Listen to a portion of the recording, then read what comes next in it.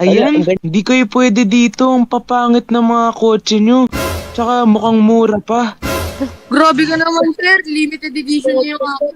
Di nyo ba kayang bumili ng mga ganitong sasakyan? Ang papangit ng mga sasakyan nyo eh. Yabang nito ah. Teka nga. Itong mga kotse nyo, ano ba to? Mga second hand lang to, di ba?